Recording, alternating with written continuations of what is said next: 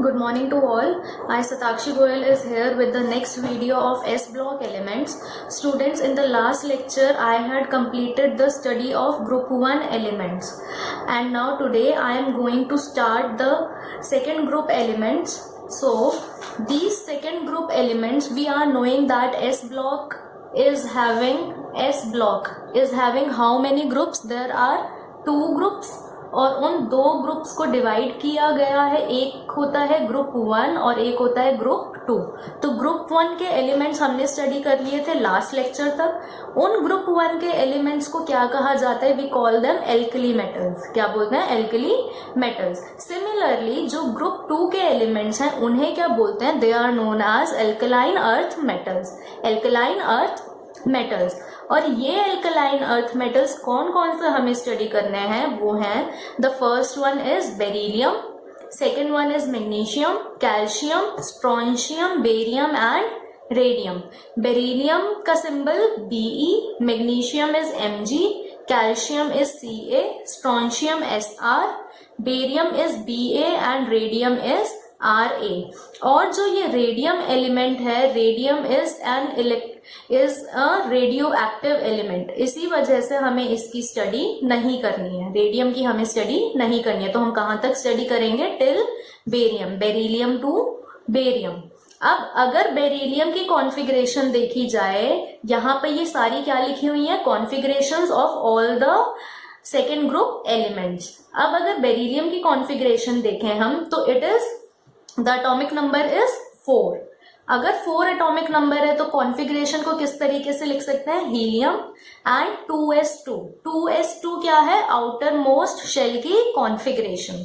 उससे पहले दो इलेक्ट्रॉन्स फिल्ड हैं और कौन सी नोबल गैस की इलेक्ट्रॉनिक कॉन्फ़िगरेशन को फुलफिल कर रहे हैं? वो ऑफ हीलियम. तो आगे क्या लिख दिया? 2s2 से पहले I had written helium. Similarly magnesium का एटॉमिक नंबर क्या है? It is 12. अगर 12 है तो कॉन्फ़िगरेशन को कैसे लिख सकते हैं? Neon 3s2. नियॉन का क्या मीनिंग है? Neon is a noble gas और जिसमें कितने इलेक्ट्रॉन्स होते हैं? There are 10 electrons. So if I add 10 and 2 electrons which are in 3s orbital, तो टोटल इलेक्ट्रॉन्स कितने हो गए हमारे पास? 10 + 2 इज 12. तो किस एलिमेंट की कॉन्फ़िगरेशन है ये? Neon 3s2 is the configuration of magnesium. Similarly calcium की क्या कॉन्फ़िगरेशन आएगी? It will be argon 4s2.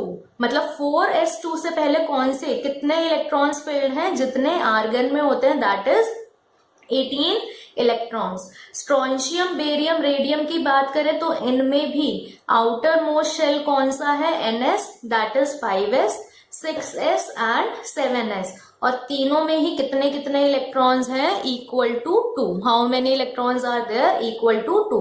तो हम ये कह सकते हैं कि जो ग्रुप 2 के एलिमेंट्स हैं उनकी कॉन्फ़िगरेशन, आउटर मोस्ट कॉन्फ़िगरेशन क्या है? It is equals to, I can write as ns2. क्या लिख सकते हैं? ns2. मतलब जहां पर n क्या है? आपका पीरियड नंबर है. n is your period number. s is your orbital. कौन सा सबशेल है? s, जिसमें कितने इलेक्ट्रॉन्स हैं? 2 electrons. Means this s subshell is completely filled. ns2 is the outer most configuration of group 2 elements. Beryllium की बात करें तो बेरिलियम का पीरियड नंबर कितना है? 2. Magnesium is present in 3rd period, calcium in 4th, strontium in 5th and barium in 7th period. तो outer most electronic configuration क्या हो गई? General ns2. और n कहां से कहां तक वेरी करेगा? From 2 to 7.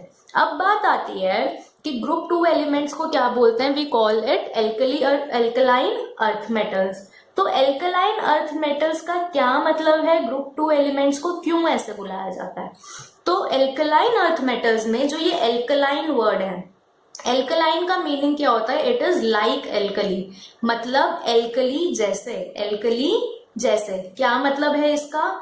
कि इन एलिमेंट्स के अगर हम ऑक्साइड्स और हाइड्रोक्साइड्स को पानी में डिसॉल्व करें तो ये ऑक्साइड्स और हाइड्रोक्साइड्स बेसिक सोल्यूशन तो देंगे, बट वो जो ऑक्साइड्स और हाइड्रोक्साइड्स हैं वो क्या हैं, दे आर कंपैरेटिवली थोड़े से कम सॉल्यूबल होते हैं as compare to alkali metals के जो ऑक्साइड्स और हाइड्रोक्साइड्स होते हैं। मतलब एल्कली मेटल्स के ऑक्साइड्स और हाइड्रोक्साइड्स क्या होंगे, कंप्लीटली सॉल्यूबल होंगे, पानी में बेसिक सोल्यूशन देंगे, बट एल्कलाइन के थोड़े से कम सॉल्यूबल होंगे।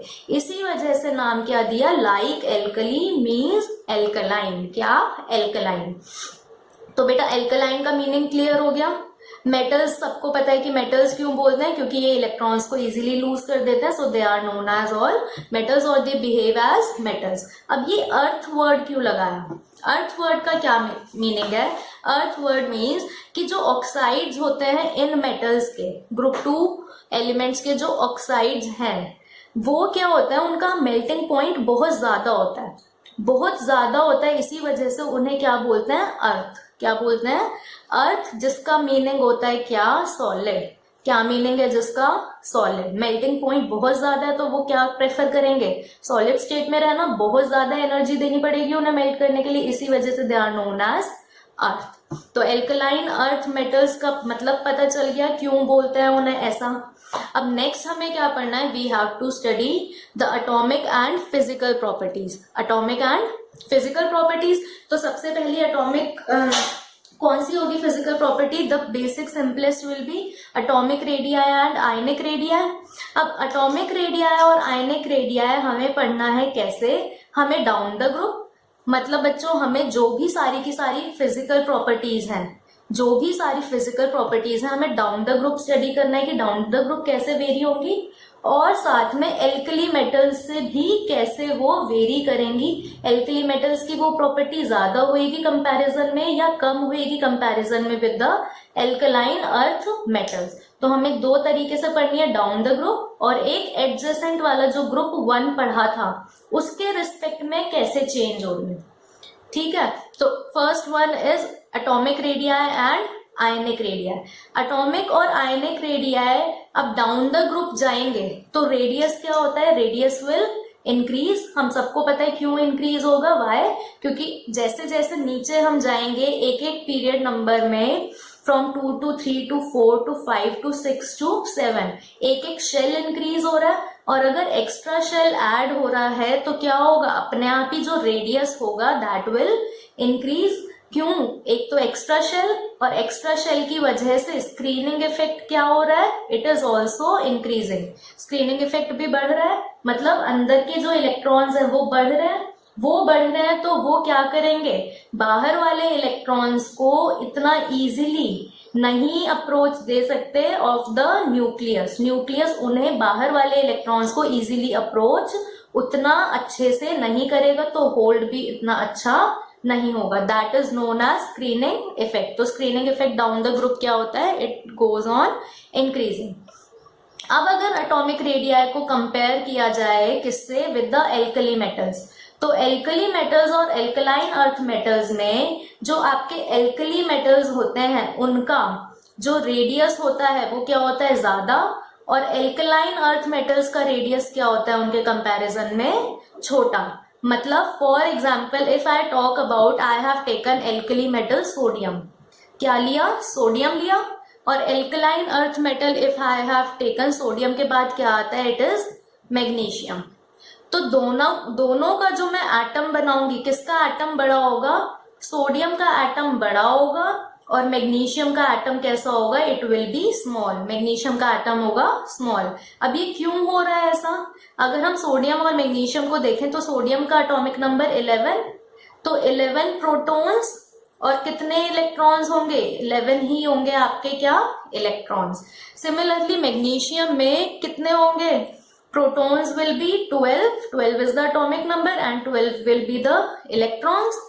अब आप देखो यहाँ 11 प्रोटॉन्स 11 इलेक्ट्रॉन्स को अट्रैक्ट कर रहे हैं, यहाँ 12 प्रोटॉन्स 12 इलेक्ट्रॉन्स को अट्रैक्ट कर रहे हैं, तो किसमें फोर्स ऑफ अट्रैक्शन ज्यादा होगी, जिसमें नंबर ऑफ प्रोटॉन्स क्या है, ज्यादा।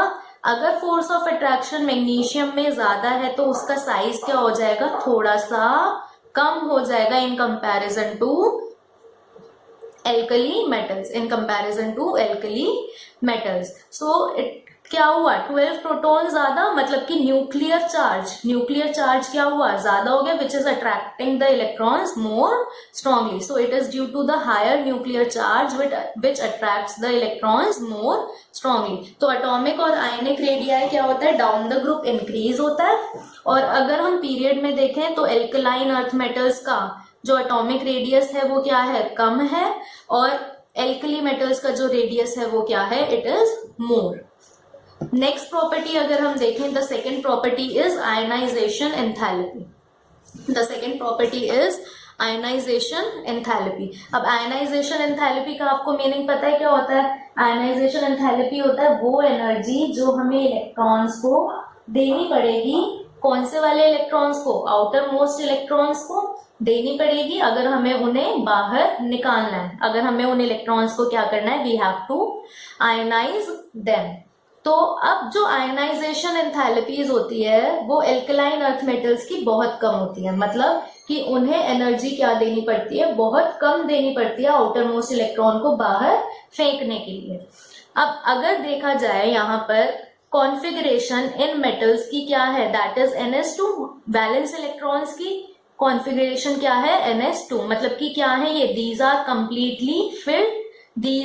Completely filled. एस वाली ऑर्बिटल में कितने इलेक्ट्रॉन्स हैं, 2 electrons which are completely filled. अब अगर हम डाउन द ग्रुप अगर हम जाएंगे तो आयनाइजेशन एंथैल्पी विल इंक्रीज और डिक्रीज. क्या होगी आयनाइजेशन एंथैल्पी?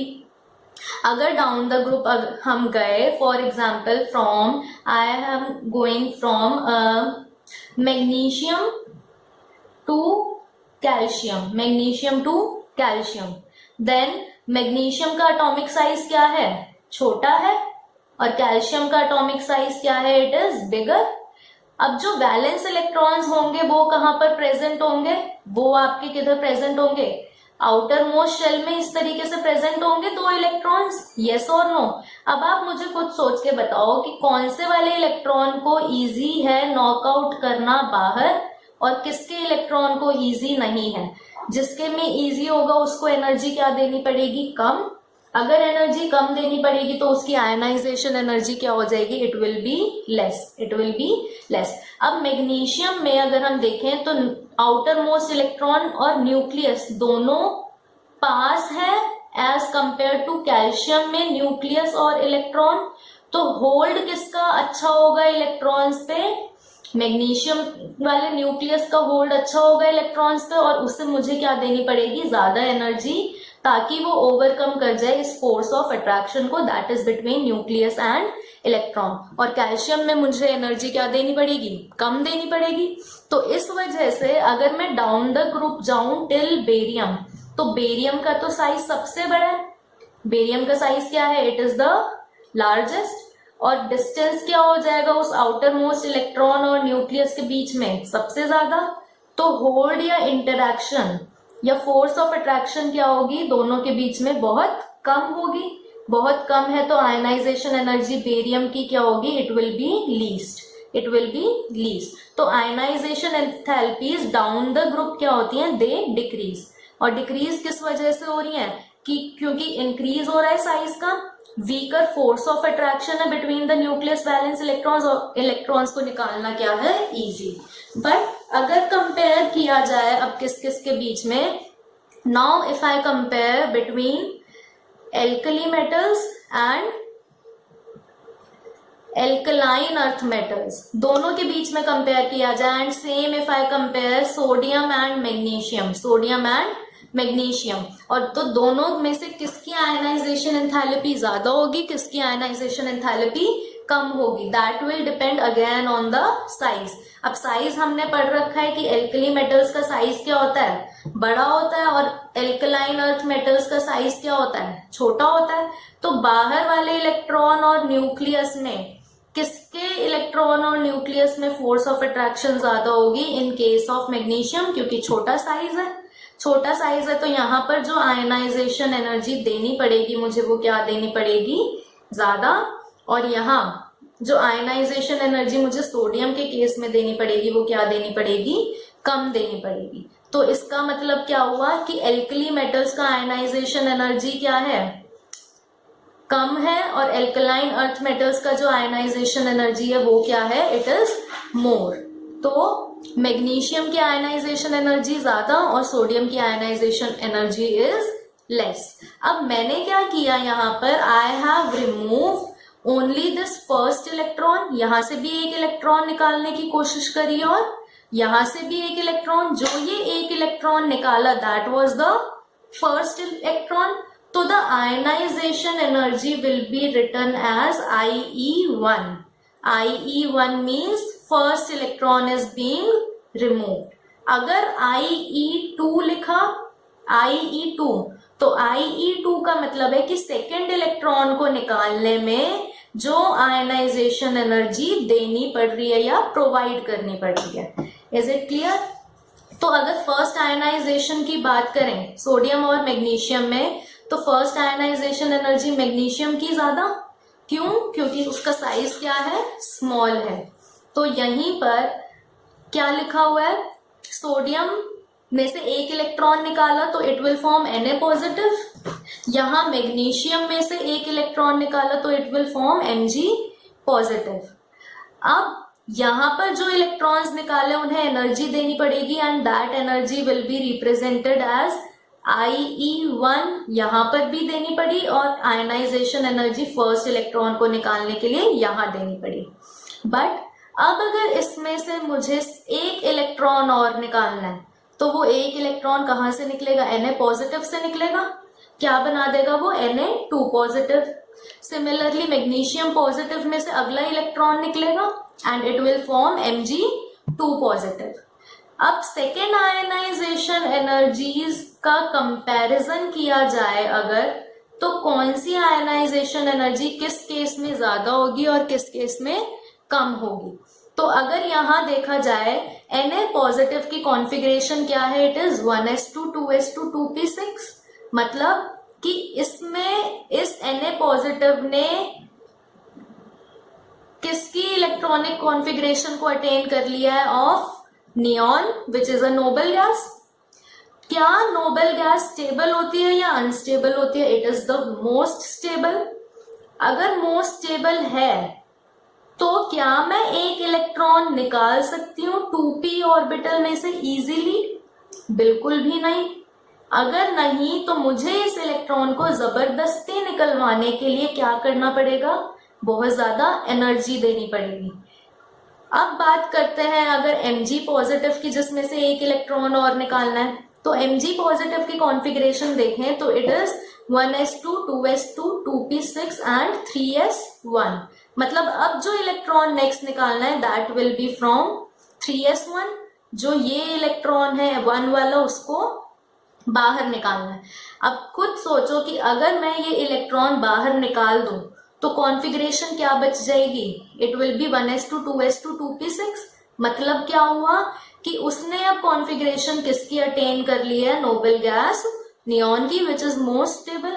तो क्या ये इलेक्ट्रॉन इजीली बाहर रिमूव हो पाएगा या नहीं, बहुत इजीली ये बाहर रिमूव हो सकता है, क्योंकि इसके रिमूव होते ही मैग्नीशियम किसकी कॉन्फ़िगरेशन को अटेन कर लेगा, ऑफ नियॉन।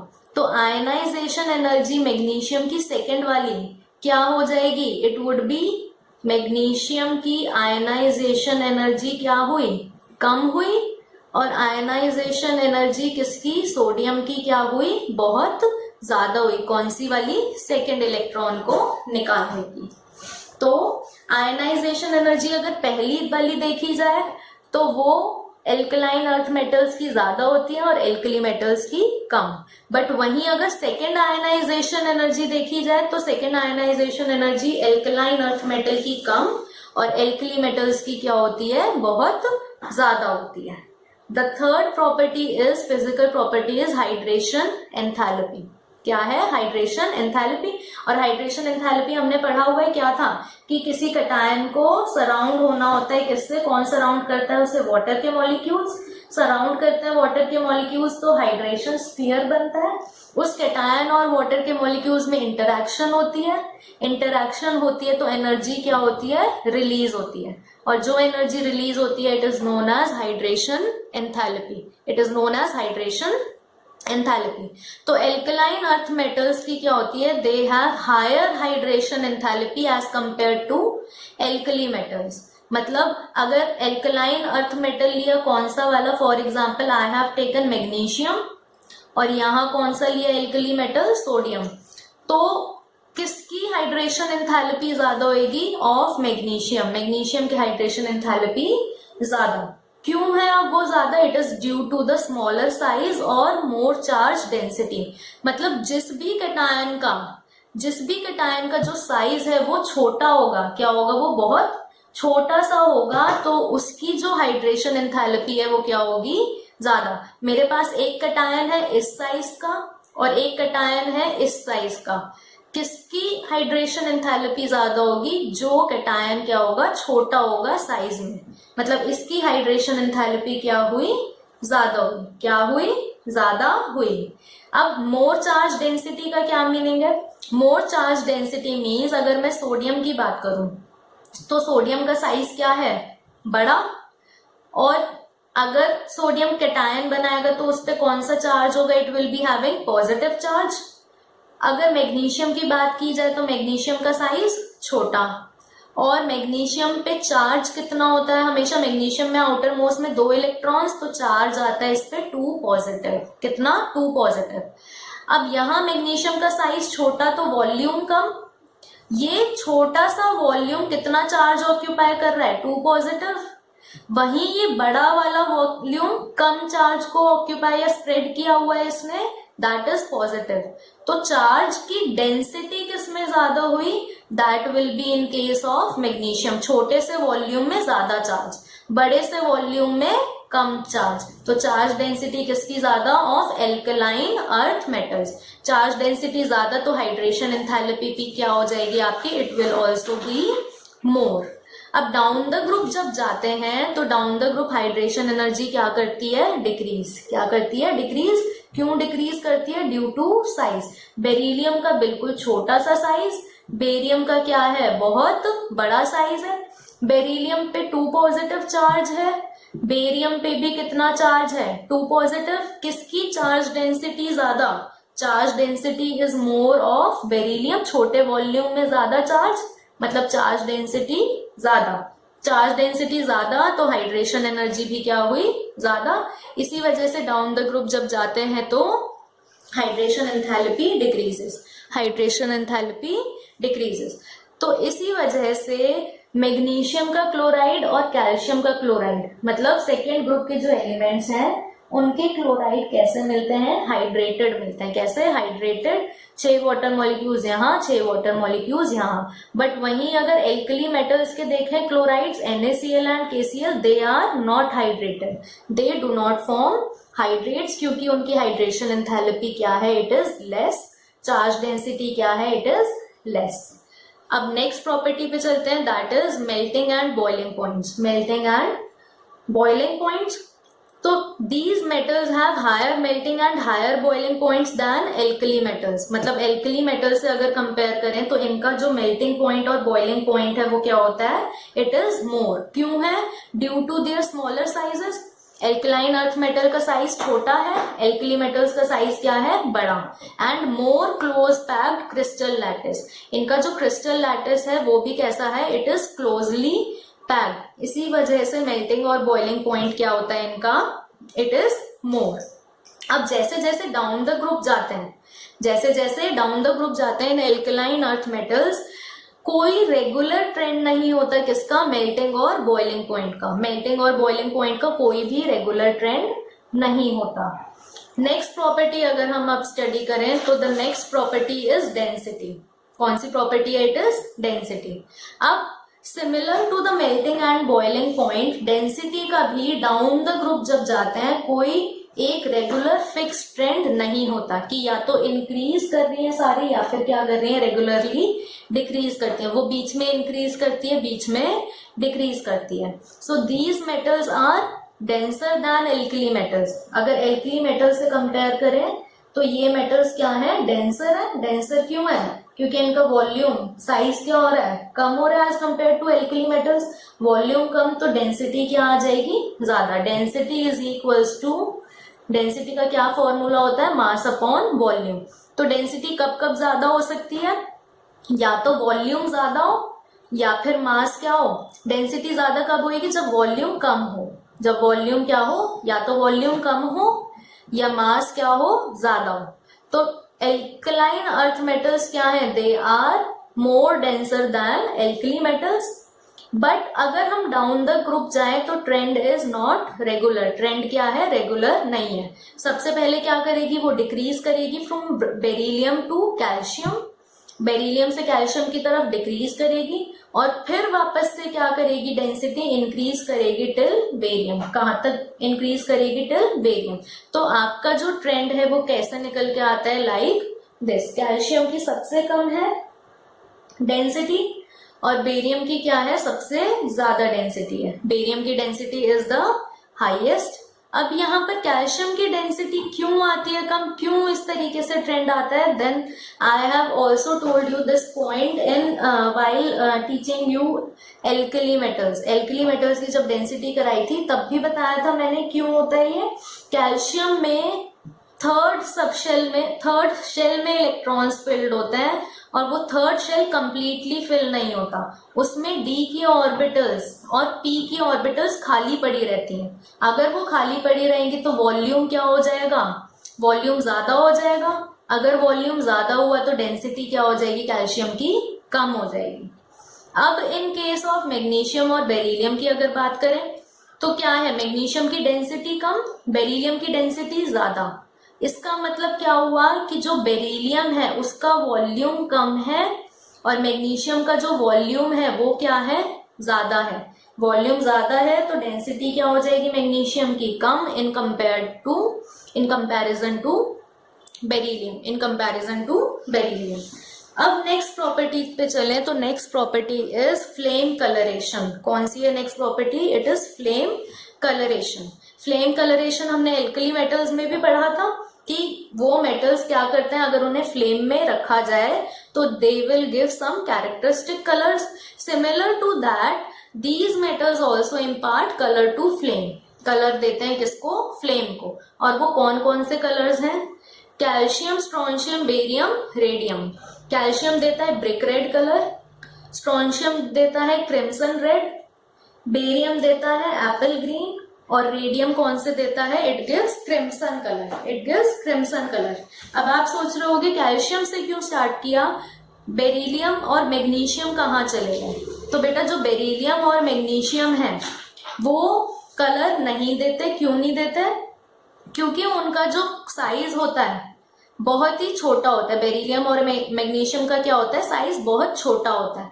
छोटा होता है तो उन इलेक्ट्रॉन्स को एक्साइट नहीं कर पाती फ्लेम की energy to the next higher level. और अगर इलेक्ट्रॉन्स एक्साइट नहीं होंगे हायर लेवल पर तो वो ग्राउंड स्टेट पर नहीं आएंगे। अगर वो ग्राउंड स्टेट पर नहीं आए तो वो एनर्जी को एमिट नहीं करेंगे, तो कोई एक्साइटेशन नहीं हो पाता फ्लेम की एनर्जी से। उससे भी ज्यादा एनर्जी चाहिए होती है उन इलेक्ट्रॉन्स को एक्साइट करने के लिए। मतलब छोटे साइज की वजह से जो ये इलेक्ट्रॉन्स है वो न्यूक्लियस से क्या है, they are strongly attracted towards the nucleus और वो हायर एनर्जी स्टेट में जाना पसंद नहीं करते। Is it clear. तो इस वजह से beryllium, magnesium they don't impart colour. Other alkaline earth metals easily impart color to the flame. The next property is metallic character. Next property is which one, metallic character.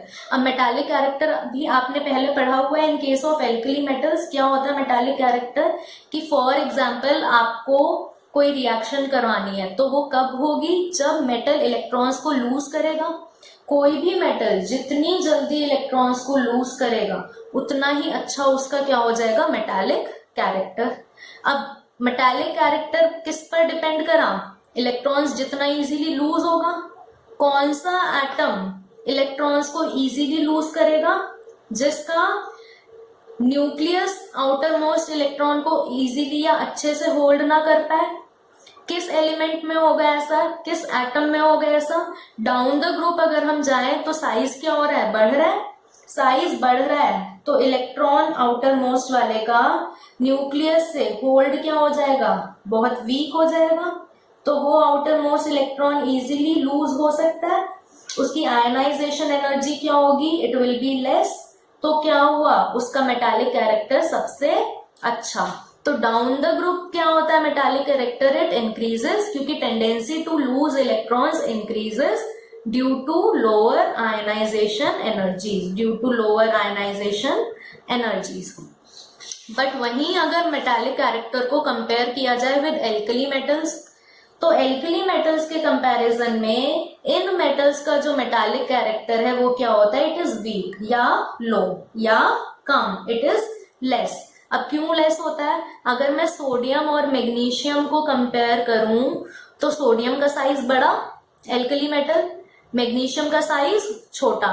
दोनों में से कौन electron को easily बाहर निकाल देगा, sodium बाहर निकाल देगा। और जो मेटल इजीली इलेक्ट्रॉन को बाहर निकाल दे उसका मेटालिक कैरेक्टर अच्छा, जो नहीं निकाल पाया उसका मेटालिक कैरेक्टर क्या हो जाएगा, इट विल बी लेस और वीक। तो it is because alkali metals have higher ionization energies. Alkali metals की आयनाइजेशन एनर्जी क्या है than alkaline earth metals. So electron ionization energy किसकी ज्यादा है बेटा, एल्कलाइन अर्थ मेटल्स की। और I can say it is because alkali metals have lower ionization energies. उनकी आयनाइजेशन एनर्जी क्या है, it is lower than alkaline earth metals. तो इजी है उनमें से इलेक्ट्रॉन्स को निकालना, और इसी वजह से एल्कली मेटल्स का मेटालिक कैरेक्टर ज्यादा अच्छा than alkaline earth metals. Now we come to the last physical property of alkaline earth metals which is dipositive oxidation state। इसका क्या मतलब है कि आपके जो भी हमने अभी तक पढ़े सारे के सारे एल्कलाइन अर्थ मेटल, उनकी जो आउटर मोस्ट कॉन्फ़िगरेशन थी, आउटर मोस्ट वाली थी NH2। NH2 का क्या मीनिंग है कि two electrons, there are two electrons in the NS subshell. मतलब और साथ में जो एल्कलाइन अर्थ मेटल्स होते हैं उनकी आयनाइजेशन एनर्जीज क्या होती हैं, दे आर लो है। तो ये मेटल्स दोनों इलेक्ट्रॉन्स को इजीली लूज कर सकते हैं। अब अगर ये दोनों इलेक्ट्रॉन्स को इजीली लूज कर देंगे तो मेटल पर चार्ज क्या आ जाएगा, इट विल बी +2। और इसी +2 वाले चार्ज को और क्या बोलते हैं, it is also known as the oxidation states. तो अगर एल्कली मेटल्स की बात करें तो उन एल्कली मेटल्स में आउटर मोस्ट में एक इलेक्ट्रॉन होता है NS1 जिसको वो इजीली लूज करते हैं। तो वो कौन सी ऑक्सीडेशन स्टेट में आ सकते हैं, +1। और अगर एल्कलाइन अर्थ मेटल्स की बात करें तो उनकी ऑक्सीडेशन स्टेट कौन सी होती है, इट इज +2। तो ये थी आपकी बेटा टोटल 8 प्रॉपर्टीज किसकी, of alkaline earth metals. Next we will study about some of the chemical properties, जैसे हमने जो केमिकल प्रॉपर्टीज पढ़ी थी किसमें, एल्कली मेटल्स में, सेम वैसी ही केमिकल प्रॉपर्टीज हैं किसकी, एल्कलाइन अर्थ मेटल्स की। Now the first chemical property is reactivity towards air and water. Air and water, अब एयर में आपको पता है क्या प्रेजेंट होता है, मेजरली ऑक्सीजन, और दूसरा क्या प्रेजेंट होता है, नेक्स्ट वन इज नाइट्रोजन। तो ऑक्सीजन के साथ तो क्या बनाएंगे, ऑक्साइड्स बनाएंगे ये एलिमेंट्स, और नाइट्रोजन के साथ क्या बनाएंगे, नाइट्राइड्स बनाएंगे। तो अगर मेटल, ये मेटल क्या है, रिप्रेजेंट कर रहा है सारे के सारे एल्कलाइन अर्थ मेटल्स को इन जनरल। तो ये ऑक्सीजन के साथ रिएक्ट करके क्या बनाया इसने, मेटल ऑक्साइड, जिसका फॉर्मूला है NO। और नाइट्रोजन के साथ रिएक्ट करके क्या बनाया, नाइट्राइड बनाया। फॉर्मूला क्या होगा जिसका, M3N2Y। नाइट्रोजन की वैलेंसी 3 और मेटल की 2, तो क्रॉस मल्टीप्लीकेशन से क्या फॉर्मूला बनेगा, M3N2। अब इन नाइट्राइड्स को अगर वाटर में डाला जाए तो ये क्या फॉर्म करते हैं, दे फॉर्म अमोनिया और क्या, मेटल हाइड्रोक्साइड। अमोनिया और मेटल हाइड्रोक्साइड फॉर्म करते हैं। अब यहाँ पर क्या बात है कि जो बेरिलियम और मैग्नीशियम है, बेरिलियम एंड मैग्नीशियम, ये रिएक्ट करते हैं सिर्फ और सिर्फ इन द पाउडर्ड फॉर्म। कौन सी फॉर्म में रिएक्ट कर पाते हैं ये, only in the powdered form. क्यों पाउडर्ड फॉर्म में करते हैं, and why not in the solid form as all the other alkaline earth metals, क्योंकि जब ये सॉलिड फॉर्म में होता है तो इनके ऊपर एक लेयर लग जाती है, किसकी, ऑक्साइड की लेयर आ जाती है, और वो ऑक्साइड की लेयर इन्हें प्रिवेंट करती है to react with oxygen, to react with oxygen. तो ये दोनों किस फॉर्म में रिएक्ट करते हैं, they react in the powdered form. अब अगर डाउन द ग्रुप जाए, कहा जाए, डाउन द ग्रुप, तो डाउन द ग्रुप रिएक्टिविटी क्या होती है, ऑक्सीजन के टूवर्ड्स इट इंक्रीजेस, ऑक्सीजन के टूवर्ड्स इट इंक्रीजेस, मतलब स्ट्रोंशियम, कैल्शियम और बेरियम ये क्या है, बहुत विगरसली रिएक्ट कर जाते हैं किसके साथ, या बहुत क्विकली रिएक्ट करते हैं किसके साथ, ऑक्सीजन के साथ और नाइट्रोजन के साथ। तो इसी वजह से कैल्शियम, स्ट्रोंशियम और बेरियम को कहां पर रखा जाता है, they are stored in paraffin wax, ताकि ये एटमॉस्फेयर के कांटेक्ट में ना आए। अब नेक्स्ट रिएक्शन जो पढ़नी है that is with water, reaction with water. तो वाटर में क्या होता है, बेरिलियम की रिएक्टिविटी सबसे कम होती है, बेरिलियम की रिएक्टिविटी क्या होती है, सबसे कम, क्यों, by, because of its highest ionization energy in the group, ionization energy उसकी क्या है, बहुत ज्यादा है। तो बेरिलियम पानी के साथ इजीली रिएक्ट नहीं करता, ना पानी के साथ रिएक्ट करता वो, और ना ही किसके साथ, स्टीम के साथ भी वो रिएक्शन शो नहीं करता। वहीं मैग्नीशियम जो नेक्स्ट एलिमेंट है बेरिलियम से, वो कोल्ड वाटर के साथ रिएक्ट नहीं करता, simple as it is water के साथ। वो किसके साथ रिएक्ट करता है, या तो हॉट और बॉइलिंग वाटर, या फिर किसके साथ, स्टीम के साथ। किसके साथ रिएक्ट करता है, विद स्टीम, हॉट वाटर और स्टीम के साथ रिएक्ट करता है मैग्नीशियम। अब वहीं डाउन द ग्रुप जाएंगे तो reactivity will increase, ionisation energy कम हो रही है, तो कैल्शियम, स्ट्रोंशियम, बेरियम रिएक्ट कर जाते हैं विगरसली या फिर बहुत तेजी से, बहुत आसानी से, टू गिव हाइड्रोक्साइड, और साथ में क्या देते हैं, they form hydrogen gas, they form hydrogen gas, hydroxide and hydrogen gas. So this was the reactivity towards oxygen and water. Water के साथ ये तीनों रिएक्ट करते हैं इजीली, बट बेरिलियम और मैग्नीशियम रिएक्शन इजीली शो नहीं करते।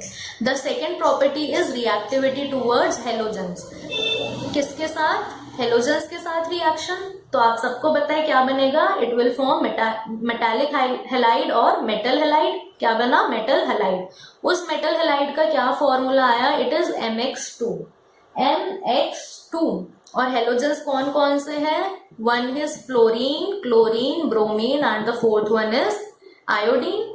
अब जो इसमें मेटल हेलाइड में एक हेलाइड होता है आपका कौन सा वाला, बेरिलियम फ्लोराइड। कौन सा, बेरिलियम फ्लोराइड। बेरिलियम फ्लोराइड को डायरेक्ट इस रिएक्शन से फॉर्म नहीं कर सकते।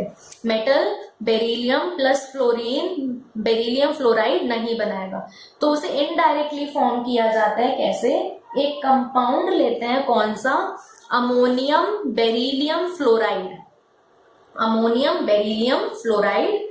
उसको डिकम्पोज जब किया जाता है तो इट फॉर्म्स बेरिलियम फ्लोराइड और साथ में ammonium fluoride. Similarly beryllium chloride को ऑब्टेन करने का भी एक तरीका ये होता है, कौन सा, बेरिलियम ऑक्साइड को अगर कार्बन के साथ रिएक्ट करा जाए और साथ में क्या ऐड किया जाए, chlorine gas, then beryllium chloride will be formed. साथ में कौन सी गैस रिलीज होगी, कार्बन मोनोऑक्साइड। क्या, carbon monoxide. Now this beryllium chloride it is covalent in nature. क्या होता है ये, इट इज कोवेलेंट। बेरिलियम के जो हेलाइड्स होते हैं they are majorly covalent in nature. कैसे होता है, कोवेलेंट। तो बेरिलियम क्लोराइड भी क्या है, it is also covalent in nature.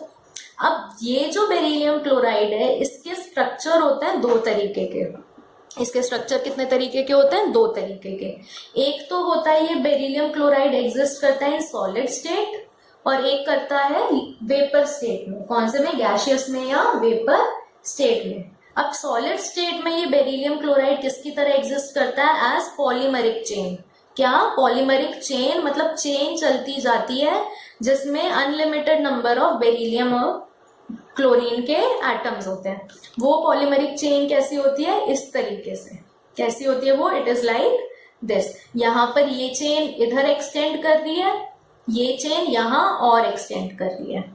Similarly इसी BeCl2 का वेपर फेज में कैसा स्ट्रक्चर होता है, वेपर फेज में इट फॉर्म्स डाइमर। क्या बनाता है, डाइमर बनाता है। It forms dimer. एक हुआ आपके पास ये यूनिट और एक दूसरी यूनिट हुई आपकी ये, दोनों एक साथ कंबाइंड है तो क्या बना आपका डाइमर बना। अब इसी डाइमर को अगर हीट किया जाए 1200 केल्विन पे या उससे ज्यादा पे तो इट फॉर्म्स, ये टूट जाता है डाइमर और ये क्या बनाता है, इट फॉर्म्स मोनोमर। क्या फॉर्म करता है, इट फॉर्म्स अ मोनोमर। और वो मोनोमर का क्या स्ट्रक्चर होता है, BE, इधर भी एक Cl और इस साइड भी, दोनों साइड एक एक Cl। तो ये बेरिलियम क्लोराइड के जो स्ट्रक्चर्स हैं, दीज आर वेरी इंपॉर्टेंट। एक है कौन सी स्टेट में, one is in the solid state और अदर दूसरा वाला किस में है, in the vapour state. Solid state में पॉलीमर बना रहा है, वेपर स्टेट में ये डाइमर फॉर्म कर रहा है। अब थर्ड प्रॉपर्टी की तरफ चलते हैं। थर्ड प्रॉपर्टी क्या है, it is reactivity towards hydrogen. किसकी तरफ, हाइड्रोजन, मतलब रिएक्शन किसके साथ होनी है, हाइड्रोजन के साथ होनी है।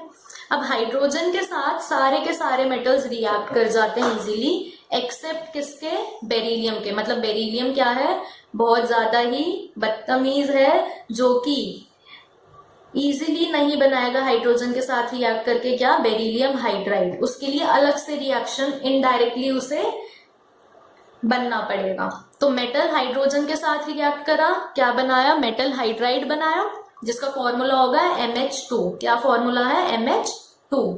यहाँ पर बेरिलियम हाइड्राइड को कैसे प्रिपेयर किया जाता है, उसकी रिएक्शन की जाती है बेरिलियम क्लोराइड के साथ, BeCl2, और साथ में लेते हैं क्या, lithium aluminium hydride, LiAlH4 is lithium aluminium hydride. और तब क्या बनता है, बेरिलियम हाइड्राइड। जो ये बेरिलियम हाइड्राइड और मैग्नीशियम हाइड्राइड होते हैं, ये दोनों कैसे नेचर के होते हैं, दे आर कोवेलेंट हाइड्राइड्स। कैसे, कोवेलेंट हाइड्राइड्स। बाकी के सारे hydrides they are ionic in nature. वो बाकी के सारे हाइड्राइड्स कैसे होते हैं, they are ionic in nature. अब इन मेटल हाइड्राइड्स को अगर पानी में डाला जाए, इन मेटल हाइड्राइड्स को पानी में डाला जाए तो ये क्या बनाते हैं, दे फॉर्म मेटल हाइड्रोक्साइड। और साथ में कौन सी गैस रिलीज होती है, हाइड्रोजन गैस इज रिलीज्ड और evolved. Now the next property is reactivity towards acids. क्या, रिएक्टिविटी टुवर्ड्स एसिड्स, मतलब इन मेटल्स की रिएक्शन करानी है किसके साथ, एसिड के साथ। जब भी मेटल की रिएक्शन किसी एसिड के साथ कराएंगे तो क्या बनेगा, एक तो मेटल का क्लोराइड बन जाएगा अगर HCl है तो, और साथ में कौन सी गैस रिलीज होगी, हाइड्रोजन गैस इज रिलीज। क्या, हाइड्रोजन गैस रिलीज होती है। अब जो ये बेरिलियम है, ये बेरिलियम एम्फोटेरिक होता है नेचर में। एम्फोटेरिक का मतलब कि ये एसिड के साथ भी रिएक्ट कर जाएगा और ये किसके साथ, बेस के साथ भी रिएक्ट कर जाएगा। तो एम्फोटेरिक सब्सटेंसेस क्या होता है, the substances which can react with both acids and bases. तो एसिड के साथ रिएक्ट करके क्लोराइड बनाएगा। बेस लिया अगर NaOH, तो NaOH के साथ मिलके क्या बनाता है ये, इट फॉर्म सोडियम बेरिलेट। और कौन सी गैस रिलीज करता है, हाइड्रोजन गैस इज फॉर्म। तो एसिड हो या बेस हो, बेरिलियम के केस में दोनों में कौन सी गैस फॉर्म होगी, हाइड्रोजन गैस इज फॉर्म। अब नेक्स्ट प्रॉपर्टी पे चले तो next property is reducing nature, that is reducing nature. अब रिड्यूसिंग नेचर का क्या मतलब होता है कि जो ये एल्कलाइन अर्थ मेटल्स हैं, ये इलेक्ट्रॉन्स को इजीली क्या कर सकते हैं, लूज कर सकते हैं। जो भी सब्सटेंस इलेक्ट्रॉन को इजीली लूज कर सके, that will act as reducing agent, that will act as reducing agent. तो सारे के सारे एल्कलाइन अर्थ मेटल्स क्या होते हैं, दे आर रिड्यूसिंग एजेंट्स। उनकी आयनाइजेशन एनर्जी लो है तो इजीली इलेक्ट्रॉन को लूज कर सकते हैं।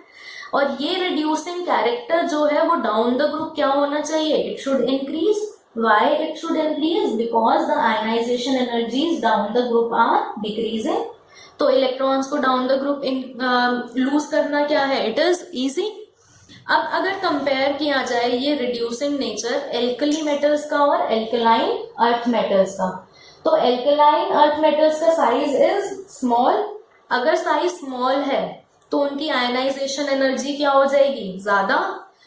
उनका रिड्यूसिंग कैरेक्टर क्या हो जाएगा, it will be less as compare to the alkali metals. So their reducing character increases down the group due to decreasing ionization energies, and these metals are weaker reducing agents than the alkali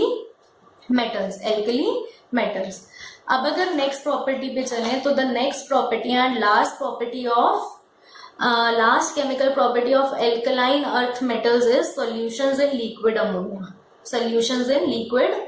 अब ये हमने ये property जैसे हमने alkali metals में पढ़ी थी, same property कहाँ पढ़नी है, यहाँ पर. तो these metals dissolve in liquid ammonia to give deep blue colored solutions. क्या देते हैं ये deep blue colored solutions? जो एल्कली मेटल्स थे उनका भी जो कलर आ रहा था that was also deep blue. दोनों का क्यों डीप ब्लू कलर आ रहा है same? Because this colour was due two electrons.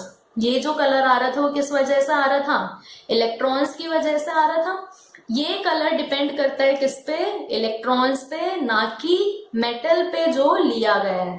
तो इलेक्ट्रॉन तो हर मेटल का सेम है. अगर इलेक्ट्रॉन हर मेटल का सेम है तो कलर भी कैसा आएगा? It will also be same, that is deep blue. तो ये ही अमोनिएटेड इलेक्ट्रॉन्स, यहाँ मेटल डिसॉल्व होता है किसमें? अमोनिया में. और क्या बनाता है? अमोनिएटेड मेटल आयंस बनाता है और साथ में इलेक्ट्रॉन्स बनाता है. कौन से? अमोनिएटेड. ये ही इलेक्ट्रॉन्स एनर्जी को एब्सॉर्ब करता है और कॉम्प्लीमेंट्री कलर देते हैं. कौन सा? That is blue colour.